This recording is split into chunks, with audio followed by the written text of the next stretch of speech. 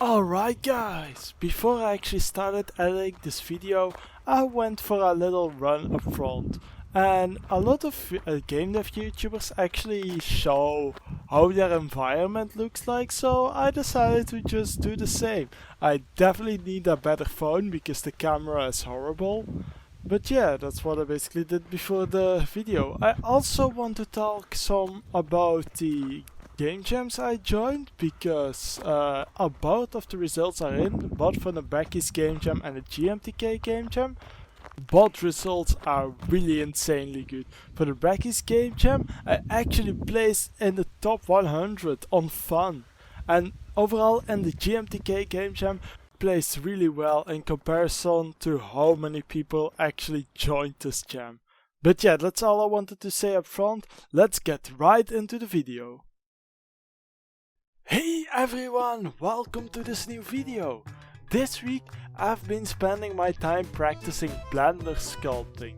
Blender sculpting is used for really detailed character design for AAA games like The Witcher and FIFA 20. Like most of you know, I'm a developer and I can't do 2D art. And that will probably never change because I don't really care about 2D art enough. And so I want to work on my own games. So if I want to make my own games, I had to learn 3D art. And it's been a great journey. This week I've been working on detailed character design using sculpting. And I've also been writing out a game project I want to work on. This project will probably be my first real project, so I'll be basically doing it on my own. So as long as I keep working on it, it will finally finish, right? So I'm really looking forward to telling you all more about that later, probably next month or so, because I really take a lot of time writing everything down, from the content to the architecture. Just everything needs to be written up front, because it makes a big difference if you just plan everything out up front. But alright everyone, this is once again the end of the intro. Let's now dive right into this video on my experience on practicing Blender sculpting in 6 days. So after doing a big chunk of Grand Abbot's course on sculpting, I went my own way, as I really wanted to improve my overall sculpting. On the first day, so Sunday, I decided first to go and just try and make something for myself. I actually went really well and I created a pretty cool alien-like creature.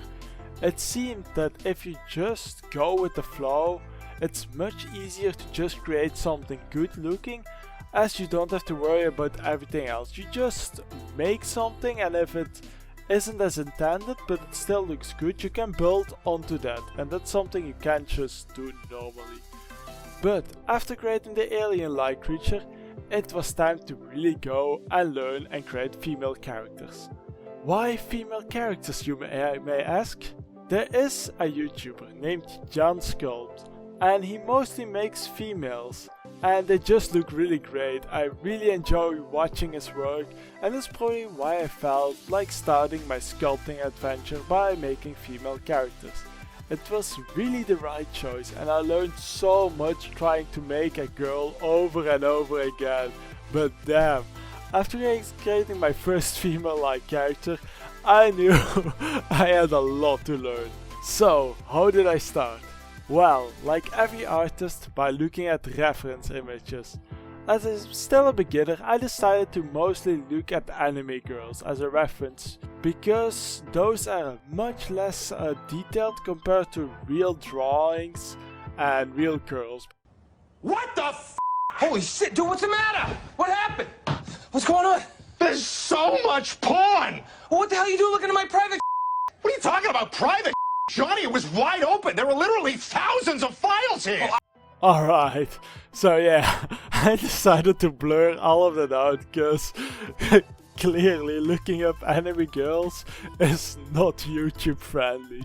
But alright, I collected my reference images and got to work on my first character. And yeah, it was really horrifying. At this point, I was actually already considering creating a horror game because the things I made at the start were just really scary. At this point I realized that I needed to spend most of my time on practicing creating faces, as those are the ones I mostly being looked at, so I decided to not create any bodies and just only focus on the faces till I got the hang of that. And well, it started to look kinda human, but it was really damn scary. So I'm just going to leave it at that and move to the next one. At the third day, things finally started to become more presentable. I made a fairly good looking granny and I'm really happy with the end result of this one. I also started to get more the hang of hairs, as that was something I really had to learn, because that clearly made a huge difference. But honestly, definitely had to learn how to make eyes, because these ones are pretty scary. Well, at this point things really started to go much better. I went from grandma to mother. I felt like she looked like a mother. And I really liked it. The hairs came out really well and I actually managed to make a ponytail this time. With that I also made my first take on creating eyes and it took me around 2 hours, so for upcoming sculpts I just copy and pasted the same eyes and changed them up a little because I didn't feel like spending all of this time every time I made eyes. I spent a lot of time in the second character getting the hairs ready. Like I said before, I feel like hairs are really important in a sculpture. So I tried and get some wavy hairs going. It didn't make a lot of sense, but I do feel like it looked pretty good. Every time I finished a sculpture, I actually thought that I wasn't able to do any better. But every day I just got this tiny bit better. And the sculptures started to look better every time I finished one. And now for the last. This one was really important to me. This was going to be my last sculpture I was going to make, and she would represent the end result of these 6 days of diehard practicing. And I feel like it came out pretty well. Once again, there was so much to improve on, but I was so proud of it.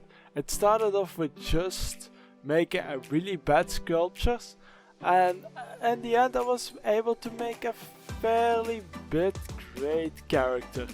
As this was my last sculpture and I wanted to go with an open mount once more, as I really like the sculptures Jan Sculpt made that have their mounts open, but also my first sculpture also had an open mount, so that made it even more easier to compare them, and yeah, it's a world of difference, I can say.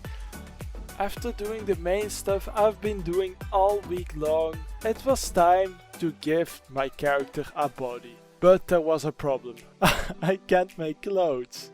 So I decided to just try and make it as safe for work as possible, while still actually creating a character, and I guess it worked out fine. Overall I think this came out really amazing, and in the future I'll practice of course on the creation of clothes. So you'll definitely see her back very soon, and probably also in the game I'm planning on making. Alright everyone, this is once again the end of this video. I hope you enjoyed this video on learning 3D sculpting.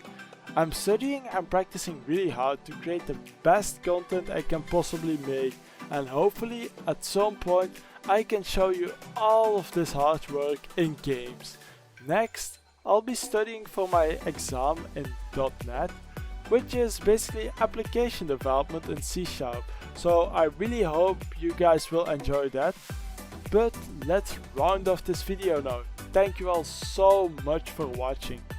Like always, if you like this video you can always like, and if you dislike the video you can also always dislike. In the right corner, like always, there's a video being represented, and it's once again the Blender video, as this one connects best to this video of course. But alright, feedback is always welcome in the comment section down below, and if you haven't already, please consider subscribing if you want to see more, and have a nice day everybody. Bye.